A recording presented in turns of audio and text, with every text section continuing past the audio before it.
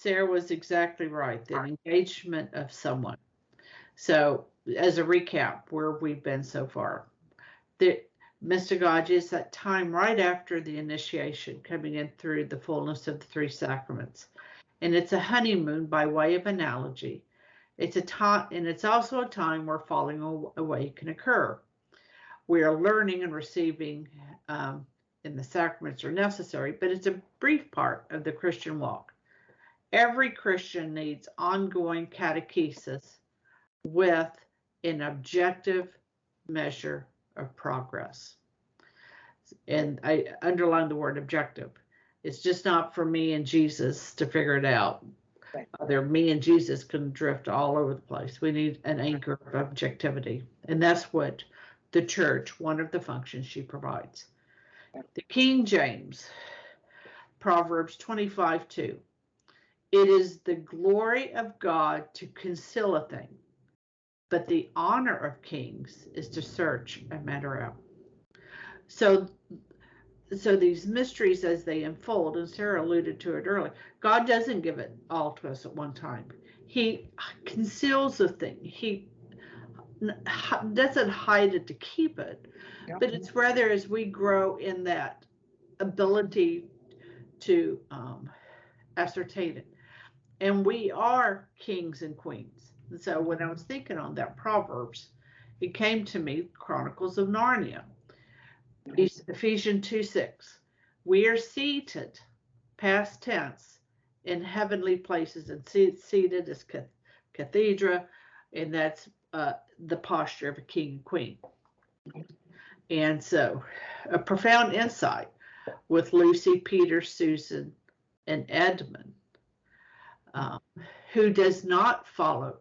So here we go. We're going. I'm a tack back again to the Baltimore Catechism that we're part of the Church Militant. We are commanders, kings and queens in our own realm, and we have to follow the command of our leader, who is Jesus Christ. And when Edmund doesn't follow the wise counsel of Aslan, right, things don't turn out so well. So we want to be kings and queens who follow, and that business of following the Lord in all the ways is a process of unfolding, and how to do that.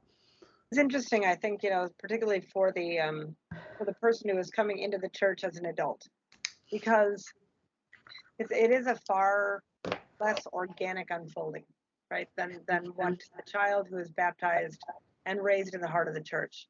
I actually had a friend of mine who did come into the church, and she said something that I thought was so interesting. She said, you're so blessed because you never lived a day of your life without the Eucharist. I thought, yeah, that's true. There's not a moment of my intellectual awakening that I can think of a time that I did not believe that the body, blood, soul, and divinity of Christ was on the altar at Mass. And I thought, and when you think about that, how it is normative. Like the child should be the one. It should be that slow awakening of the senses and reason and intellectual growth that is normative. That is the probably the normative plan that was always foreseen, right? But for the person who does come in, it is a faster unveiling. And so I think that it behooves us even more to be more in tune to the fact that period, that post-reception period is one that must be treated with profound reverence. We must be so much more gentle and so much more, loving and tender with these new Catholics than I'm afraid that we are. I don't think that we, you just kind of throw them into the water, and because they're adults, you think, oh, they should just be able to swim. This is great. Just keep moving. But that's not. They have a right to kind of an infancy and a childhood and a slow growth where we are gentle with them. We're kind to them, and we're nurturing to them in a way that I think in some ways the church is failing in that, and maybe it's one of the reasons why there's such a movement away from the church into these Protestant megachurches, which seem to have such a heart for the human person in a way that, and that's not to say, I mean, the liturgy is, the mass is a very specific, concrete reality within the mind of the church, and that is the representation of Christ on Calvary. And the mass is not necessarily the place for catechesis per se, right? I mean, it is a sacrifice. I mean, but we have so lost all of our sodalities, all of our confraternities, all of our, even just like the parish picnics or donut Sundays. These are so elemental in the unveiling of the person, right? The mystagogy does not only take place, like you said before, it was a very important thing where you said that what goes on in the liturgy is not intended to stay there.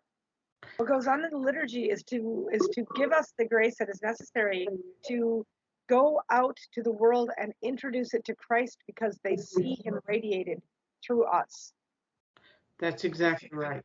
And that goes straight into Father Jean Corbon's Wellspring of Worship, Ignatius Press. He was one of Paratis at Vatican II, Greek Catholic. And this book gives us a beautiful illustration of what that walk should look like and be infused with. Because that's right. It needs to be bringing in the newly ones, the newly baptized and initiated ones, as well as keeping those already in the fold. He heavily influenced the Catechism, second edition, the prayer, and this book is just a wellspring. And it was real. We start reading it. Most of the book is marked. See, I'll just show you. It's just all. I've got books like that where I've decided I should probably just mark the stuff that I'm not interested in. That's right. That's right. So this is, here are some quotes. According to the felicitous formula of the fathers, so that's his way of saying the Apostles' Creed, and the early councils, only via the economy. Remember, we talked about the economy, the creation of this unseen and seen, and man and the fall. Okay, that's what he means by economy. Do we enter the theology? That is, the Blessed Trinity reveals itself to us only in its love-inspired plan that is carried out for the sake of man and in conjunction with him, right? I'm going back to that Proverbs quote. The glory of God is to conceal a thing. The honor of kings is to search it out. We've established you and I are kings and queens. And it's that unfolding of the plan within the economy of the salvational economy. The Trinity reveals itself to us and for us. And those 2 and 4, those propositions are very important. Maximus the Confessor, he's 580, 672. He's revered in the East and the West, Anglicans and Lutherans. He's a theologian, monk, and scholar. He states, only in the liturgy do we experience the theology and know you, the only true God, and Jesus Christ, whom you sent. When you see a theologian use a word like only, he's being precise when he does that. And that is because only in the Eucharist do we find Jesus physically present. Sarah and I, we have a relationship, and please God, Jesus is there. We have, right, where 2 or more gathered, there I am in your midst.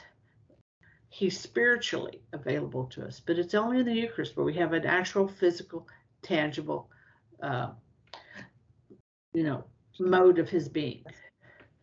Mystagogy, which is just simply ongoing catechesis, is that study of the economy of salvation, which is the work of the Father.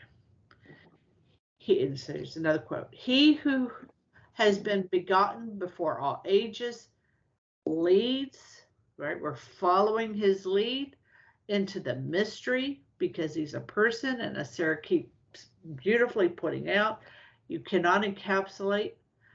I cannot say I know another person, because there's always going to be some of that mystery of unknowing.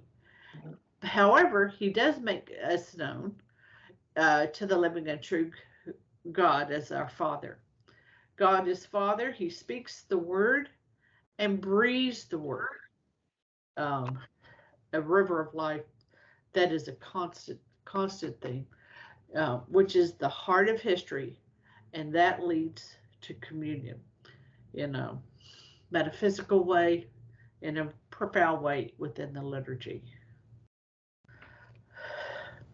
Oh, I see we're at, okay, I'm gonna stop there and we'll pick it up. Some more quotes. Okay, I'm sorry. All right, friends, we're going to pick up with Father Corbone and Sarah's insights, and she's promised not to lose her train of thought. Till then, Fide Sriracha.